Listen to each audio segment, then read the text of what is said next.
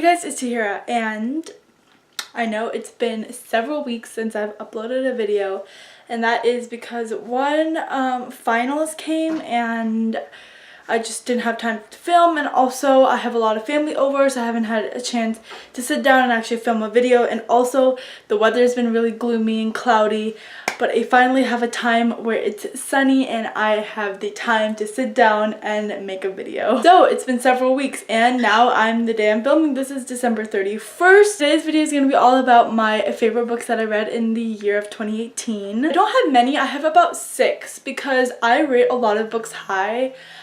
So it's really hard for a book to be like a favorite of mine, so that's why I have a pretty low number of favorite books for this year, but nonetheless I'm really excited to share them all with you. These are in no particular order, so like the first and the last have no difference. They're just all my favorites. I don't want to rank them. First, Duology, I would say that was my favorite of this year, was Scythe and Thunderhead by Neil Shusterman. Scythe is a YA dystopian novel following these two main characters, Citra and Rowan, who live in this world where basically humanity has conquered everything that is bad, including death. But in order to control the population, there are these people called sides. They basically have the only people in the world that can kill in order to kind of keep the population maintained. Anyway, the main characters, Citra and Rowan, are called to be scythe apprentices, which is a job they do not want to do. But as they do accept it, and as they are doing their apprenticeship, they learn more about the scythe world and the rules of the whole world that they live in. I absolutely love this book. It's one of my favorite books of all time. It's so complex,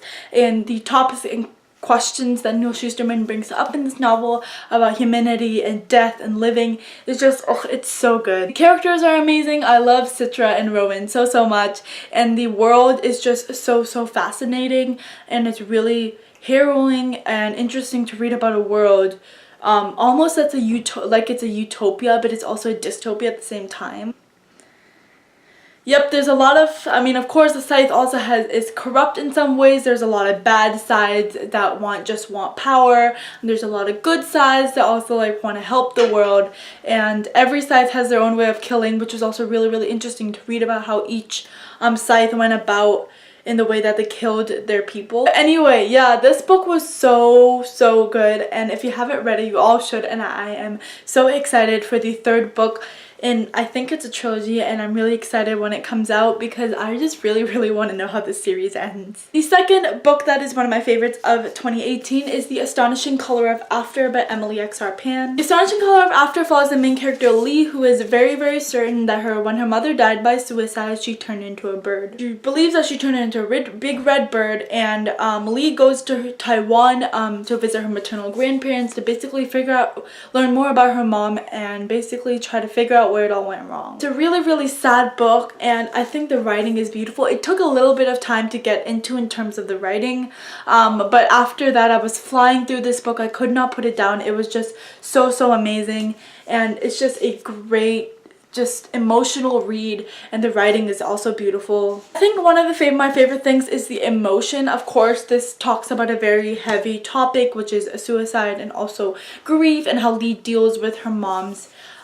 passing, and it's just so beautiful. The cover is beautiful, the story is beautiful, I don't know, everything's beautiful. Another book that was one of my favorites of this year was The Bells by Danielle Clayton. The Bells follows this girl named Camilla. I think that's her name. Am I forgetting that? I hope I'm not, but it follows this girl named Camilla. Is it Camilla? I don't know. Anyway, it follows this girl who lives in this world where basically beauty is changing every day. There are new standards of beauty, new things that are considered beautiful.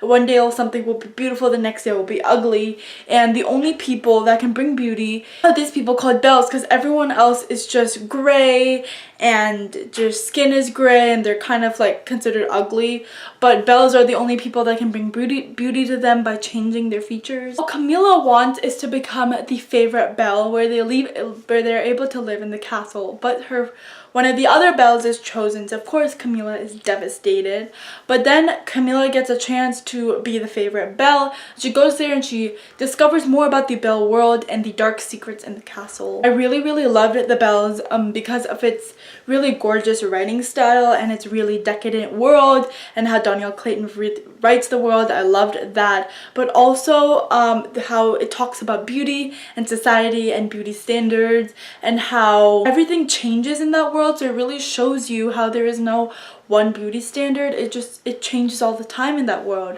and so what's considered beautiful one day is considered ugly the next day. And so I really like those discussions about beauty and societal standards, because I think it could really resonate with people in today's society, because today of course there's obviously so many beauty standards, body ideal body types, and it was a really interesting read, and I'm so excited for the next book, The Everlasting Rose, because I'm really excited to see how the series continues and how it talks more about beauty. But yeah, the Belles was really good, and it's just a gorgeous writing style. So that is why it was one of my favorites of 2018. The next book that I really loved, and it's one of my favorites of this year, is Nice Try Jane Sinner by Leanne Oken. Nice Try Jane Sinner follows this main character named Jane Sinner, who is expelled from her high school, so she enrolls in her local community college, and she finds this new reality TV show called House of Orange. For Jane, a House of Orange can be a chance to start over and start a new fresh start in community college, and also she's enrolled in her college's psych program, so she's learning more about psych and herself, and it's just so good. One of my favorite parts of this book is actually the humor. I think Jane is such a fantastic main character, and her humor is just different. It's so amazing. This book is so funny. I think a lot of people say it has really good representation of depression, because the main character has depression,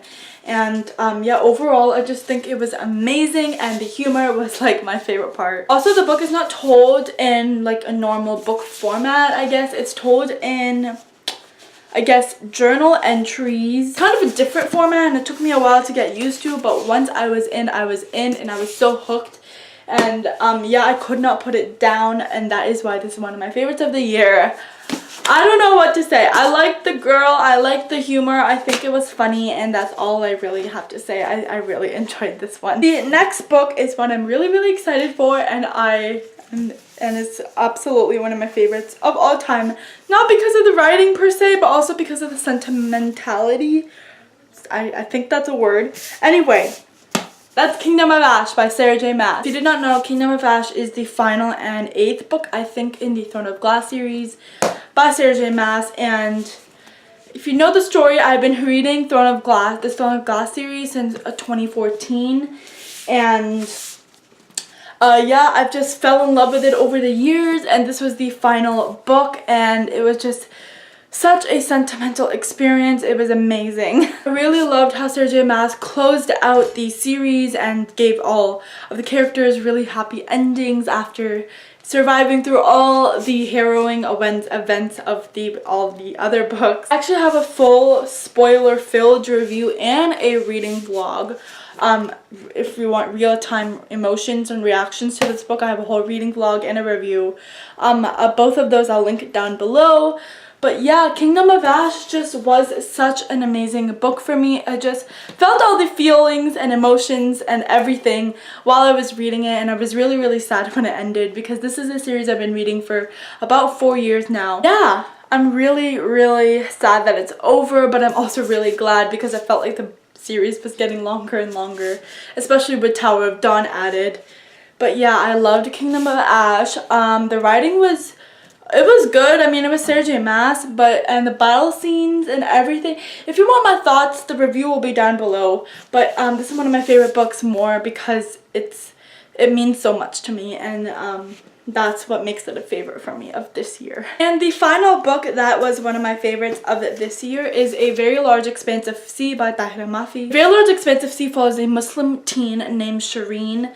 who has moved to a new city, and she's facing a lot of Islamophobia because this book is set post 9/11. It's set in 2002, and Shireen wears the hijab, so she faces a lot of Islamophobia in her school. Then she meets a boy named Ocean James, who is basically a boy, and they start a really cute relationship. But it's more, what I really loved about this is that it's a Muslim teen's experience, and it really focuses on the Muslim experience, if you know what I mean. I'm a Muslim teen, so it was so amazing to read about another Muslim teen, especially to read about such a harrowing event and such like these reactions that her students and her peers gave her was just terrifying to read about. It was more about the Muslim experience. Like, I feel like I read Love, Hate, and Other Filters back in January, and I also loved that because it was about a Muslim teen, but it wasn't as much about the Muslim experience as much as I wanted. But that's a different book. What I wanted was a Muslim experience, about the Muslim experience, and this book is what I got, and it was just amazing. It was everything I wanted, and it also had like a good balance of cute romance and talking about deep topics like Islamophobia and Islam, and it was just such an amazing book, and I loved it so much. Hope that Tahira-z writes more contemporary because I really enjoyed this book. But yeah, that is it for my favorite books of 2018. I know it's a pretty short list. I didn't read that many I read a lot of great books, but I didn't read that many that were really favorites of mine. Let me know down below what are your favorite books of 2018, as I would love to know. But that is it for this video. I hope you enjoyed, and I'll see you next time. Bye!